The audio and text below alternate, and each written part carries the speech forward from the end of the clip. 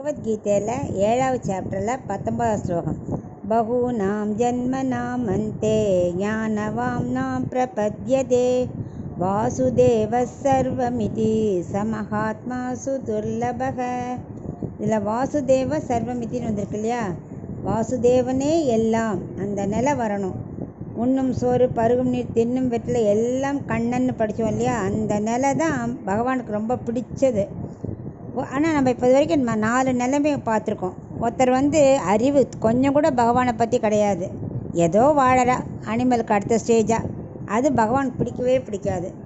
அப்புறம் அடுத்த 2வது ஸ்டேஜ் பகவானை நினைப்பா, எல்லாம் தெரியும், ஆனால் உலக இன்பத்தை அனுபவிக்கிறதுக்காக இது வேணும் அது வேணும் அதுக்காக பூஜை பண்ணுறவா. 3வது ஆத்மா அனுபவம், அதாவது கைவல்யார்த்தி, எப்போவும் ஆத்மாவையே சிந்திச்சிருக்கிறவா, அதுலேயே அனுபவிச்சுட்டுருக்கிறவா. அவள் பகவானை பற்றி சிந்திக்க மாட்டாள், ஆத்மா பற்றியே சிந்திச்சுட்டுருப்பா. 4வது பகவானையே அனுபவிக்கிறது, பகவானே பிரீத்தி, அவனுக்கு செய்கிறதே முக்கியங்கிறது பகவத் லாபார்த்தி. ஸோ இந்த 4 பேரும் தான் நிலைகளை பார்த்தோம் நம்ம. இதில் ஞானம் முதிர்ந்த ஒருவன் தான் பல ஜென்மாக்கள் அது எப்படி இருக்கணும், நீங்கள் பகவானையே நினச்சி பல ஜென்மம் எடுத்த ரொம்ப ஞானி மட்டும்தான் என்னை அடையிறான். அதுபடி ஆழ்வார்கள், அந்த மாதிரி ஆச்சாரியர்கள், அவளுக்கெல்லாம் பகவத் சிந்தனை மட்டும்தான்.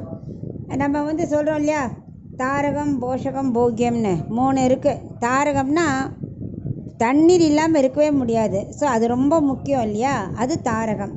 அப்புறம் போஷகம், சாப்பிடணும், வளரணும், நான் அதை வேலை பண்ணணும், அதுக்காக. 3வது போக்கியம்.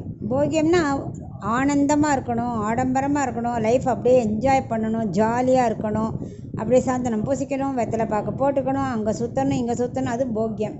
ஸோ இந்த 3 பேர் உலகத்தில் எல்லோரும் செய்கிறது தான். ஆனால் பக்தர்கள் என்ன பண்ணுவான்னா, இந்த தாரகம் போஷகம் போக்கியம் எல்லாமே கண்ணன், எனக்கு உறவினர்கள் யாரும் கிடையாது, உறவினர்களே கண்ணன் தான் அப்படின்னு இருக்கா இல்லையா? அப்படி இருக்கிறவா தான் ஆழ்வார்கள்லாம், ஆச்சாரியர்கள்லாம். அவள் ரொம்ப துர்லபம் கிடைக்கிறது. அதை பல ஜென்மாக்கள் அவள் அது மாதிரி இருந்தால் தான் அந்த மாதிரி நிலையை அவள் அடைவா. அவளை எனக்கு ரொம்ப பிடிக்கும். ஆனால் அப்படிப்பட்ட ஞானியை தேடி எடுக்கிறது எனக்கே துர்லபங்கிறார், அவருக்கே கஷ்டமா. அப்படி கிடைக்கிறது ரொம்ப ரொம்ப கஷ்டம் அப்படின்னு கண்ணன் அர்ஜுன்கிட்ட சொல்லிட்டு இருக்கார் இந்த ஸ்லோகத்தில்.